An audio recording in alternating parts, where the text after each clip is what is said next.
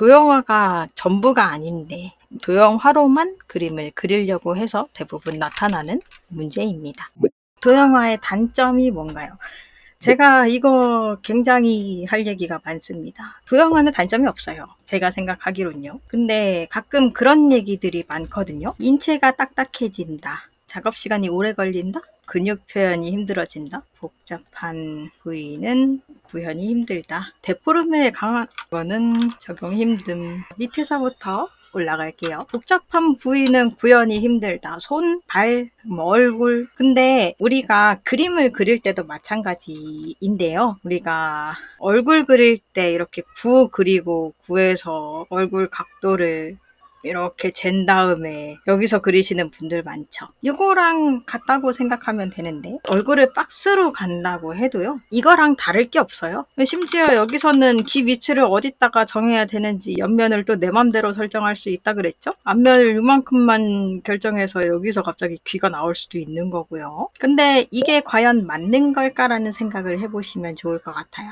왜냐면 박스로 그리면은 장점이 그거예요. 옆면을 파악해 볼 수 있다는 거. 옆면을 내가 인지해 볼 수 있다는 거가 가장 중요한 키포인트예요. 그러면 얼굴을 그린다고 했을 때 우리가 그냥 단순히 구로 그리면은 얼굴 면적을 확인하기가 힘들어요. 우리 얼굴 앞면 쪽이랑 보통 3대4 정도 앞면을 체크하고요. 얼굴 옆면 쪽은 1대1 정도로 체크를 하거든요. 그렇다는 얘기가 뭐겠어요? 옆면이 더 넓다는 얘기거든요. 근데 이게 구 형태로 표현하기가 쉬울까? 라고 생각하면은 힘들다는 얘기지. 그래서 면을 박스로 인지하면서 들어가서 박스로 그릴 때 내가 구현이 좀 힘들어요 라고 하는 거는 무슨 얘기냐면 포인트를 모른다는 얘기예요. 기준점. 내가 여기서 중앙선을 그리고 면을 나누는 것까지는 할 수 있는데요. 여기서 눈, 코, 입을 그리기가 너무 어려워요 라고 하실 수는 있습니다. 그래서 많이 하는 얘기가 제가 도형화를 하려면 기준점이 가장 중요하다고 얘기를 하거든요. 그래서 이 박스의 이 옆면,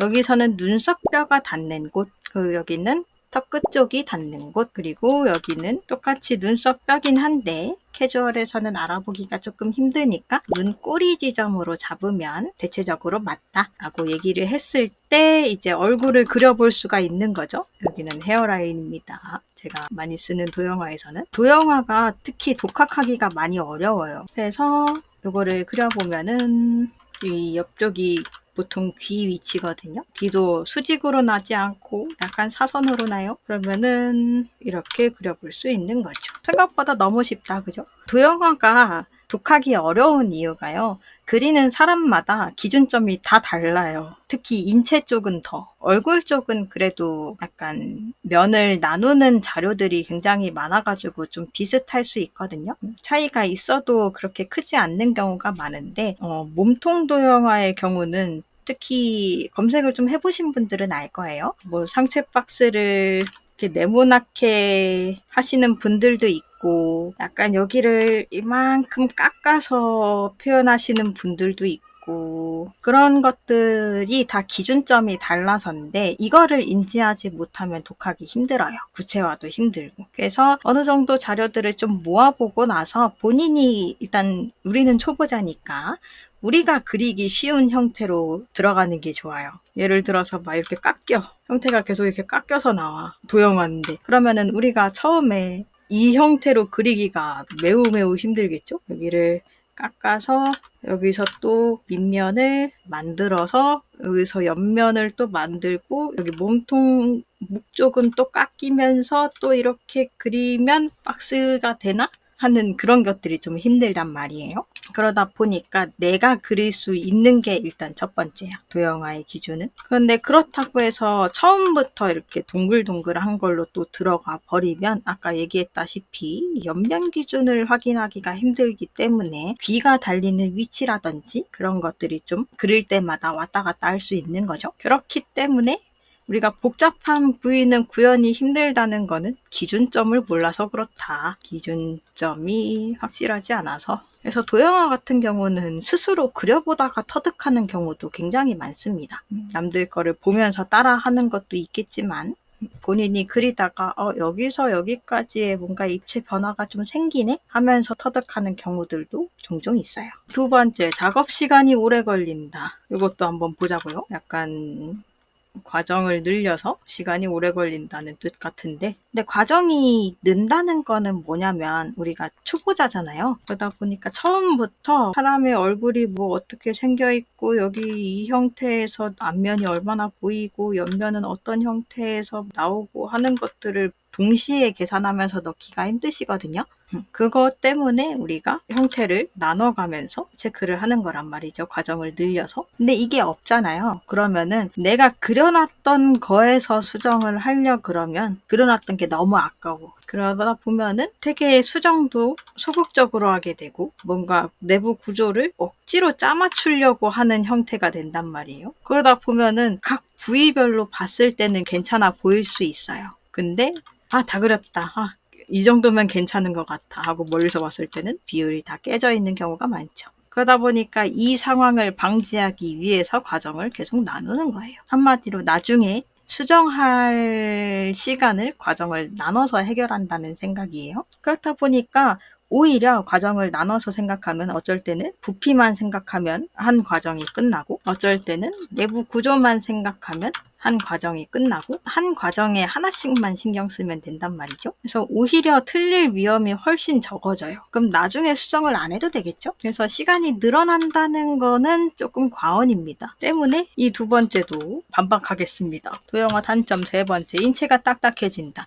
이것도 우리가 박스로만 봤을 때 딱딱해 보일 수는 있거든요. 왜냐면 다 각이잖아요. 근데 우리가 이거를 방지하기 위해서 아까 뭐 했죠? 짜자잔. 이거를 알아야 되는 이유가 뭘까? 그 딱딱해지는 거를 방지하기 위해서예요. 아까도 얘기했지만 뭐 캐주얼은 해부학을 몰라도 된다라고 하시는 분들도 많지만 내가 인체를 조금 더 부드럽게 표현하고 싶다라고 한다면 알아야 되는 최소한의 내용들입니다. 그래서 내가 도형화를 예를 들어서 이런 것처럼 광배근의 형태를 넣어가지고 이 도형화 자체를 그대로 쓰지 않고요. 이 외곽 라인이 바뀌면서 들어가요. 팔 부분도 내가 이렇게 아랫팔을 그렸다고 칩시다. 윗팔도 이렇게 그렸다고 치고 윗팔에서 근육이 나오는 형태를 생각하고 인체를 이 위에다가 덧그리게 된다면 이렇게 나오게 되겠죠? 외곽 라인이. 근데 도형화를 했기 때문에 딱딱하다는 건 이 형태를 몰랐기 때문이에요. 내가 도형화를 한 거를 그대로 따려고 해서. 그럼 당연히 딱딱해지지. 그렇기 때문에 해부학 쪽 이번 시간에 설명드렸던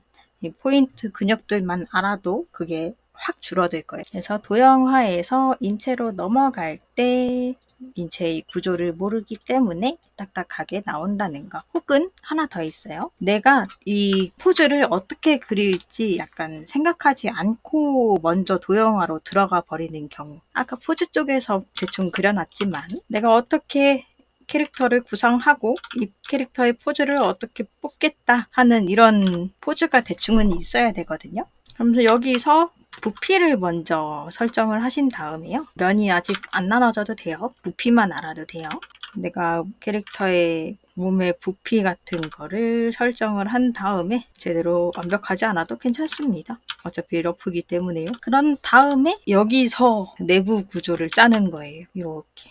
그래야지 내가 항상 그리던 각도에서도 벗어날 수 있고 내가 초반에 생각했던 이미지랑 비슷하게 나올 수 있거든요. 근데 이게 아니라 초반부터 도형화를 하다 보면은 우리가 할 때마다 약간 그림을 그리려면 약간 예쁘게 그려야 한다는 강박이 있어요, 저희는. 그러다 보니까 약간 좀 모양이 이상해 보이는 형태, 앞면이 이만큼밖에 안 보이고 옆면이 이만큼이나 보여. 평소에 보던 스타일이 아니야. 뭔가 이상해 해가지고 앞면을 일부러 늘리거나 하는 경우도 있거든요. 그래서 도형은 예쁘게 그리는 게 주가 되는 게 아니고 내가 이 면 설정을 얼만큼 보여줄 거냐, 옆면 설정을 얼마나 했느냐, 윗면이 보이는지 아랫면이 보이는지 그 보이면 얼만큼 보이는지가 중요한단 말이죠.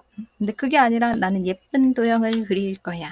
아주 누가 봐도 반듯하고 이쁜 형태로 그려주마. 라고 하다 보면은 이 이쁜 형태에 매료돼가지고 딱딱하게 보일 수밖에 없죠. 어디까지나 도형화는 러프하는 중에 중간 과정이기 때문에 예쁘게 그리실 필요는 1도 없습니다. 얼만큼 보이는지, 어느 면이 보이는지 가장 중요해요. 그럼 3번도 반박 가능하죠. 그 네 번째, 데포르메가 심할수록 정용하기가 힘들다. 요거 데포르메 얘기하신 분 어느 정도의 데포르메를 생각하고 계셨을까요? 미국 애니 같은 경우는 힘들 수 있어요. 그건 인정합니다. 근데 약간 그 티미에 못 말리는 수호천사 같은 그런 데포르메는 좀 힘들 수는 있는데요. 아무래도 평면으로 작업을 들어가다 보니까. 근데 우리는 입체로 인식하는 거기 때문에 김영태님 같은 덩어리 스타일은 얼마든지 할 수 있어요. 도형화를 할 때 저는 중요하게 생각하는 게 기준 점이랑 부피감이거든요. 그러다 보니까 뭐 다리 같은 경우도 우리가 항상 그리는 두께가 똑같은 게 아니라 내가 캐릭터의 허벅지를 더 늘리고 싶어 라고 한다면 그 부피감을 그대로 가지고 도형화를 해주시면 좋아요.